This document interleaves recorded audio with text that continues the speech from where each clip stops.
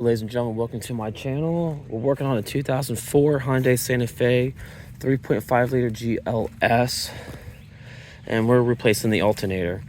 All right, on this vehicle, we had a problem yesterday. The vehicle kept dying every time you went to go start it up. Had the battery tested and the alternator. The alternator had less than 10 volts. The alternator is the original alternator. It has never been replaced. So now we're going to replace this alternator in this particular vehicle. And yes, we know that the Hyundai Santa Fe are a pain in the ass to work on.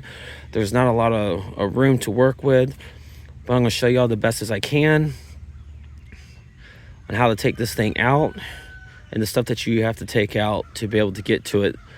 Now, please be aware there might be multiple videos because it's just me out here doing this. So as you know, is that your alternator is on the top of this 3.5. It's right there. We've had issues with power steering leaks on this thing, so I got to clean everything up. We've replaced the power steering. We've replaced all these hoses besides the one on the bottom, and it still leaks. So on this alternator, it's best to use a piece of cardboard. Put a piece of cardboard in front of the radiator. We don't scratch anything up. You will have to unplug this connector here, but always be sure you disconnect your your negative battery terminal first, or you can disconnect both for safety. You will have to take the tire off, and it does use a 7/8 deep socket to take the lug nuts off, which are actually right there.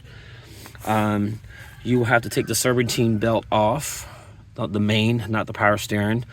And it's best to take the the windshield wiper reservoir out, and you have to take the idler pulley off, which is right there, and you'll have to take off this other idler pulley right there. Will have to be removed, and you're gonna have to take the bumper off, possibility for easier access to the compressor, because you will have to drop the AC compressor to be able to get it out. AC compressor has to be dropped, and you have to leave the lines connected just enough to pull it down past the A-frame, so where you can be able to pull that alternator out. Now, the AC compressor bracket is going to have to come out as well to be able to get to that nut on the back for the alternator. And you're also gonna have to take off that other special bracket on the side that holds it on there as well. And once you get that, the alternator should pull out. I'm assuming this way, but it doesn't look like it because of where the A-frame is. I could be wrong, but it's gonna be one of those things where you're gonna have to take your time to get it out without damaging anything else.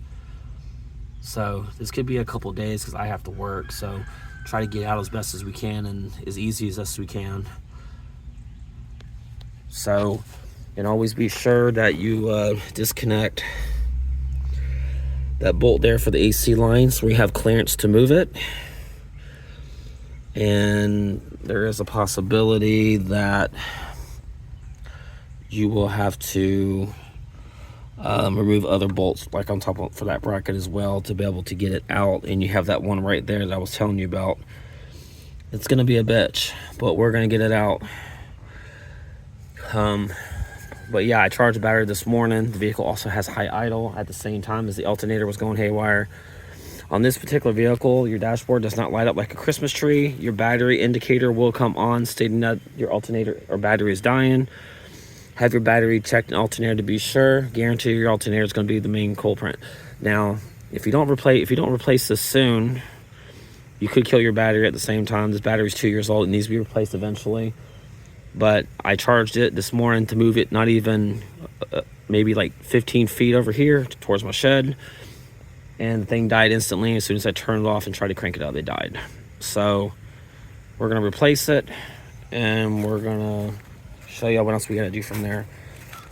Now, supposedly the new alternator is in the back. And this is the brand that we got from O'Reilly's. AutoZone and them carry Duralast, and it's all the same price, but you can't buy these brand new anywhere. They're all refurbished, even at CarQuest. AutoZone discount. And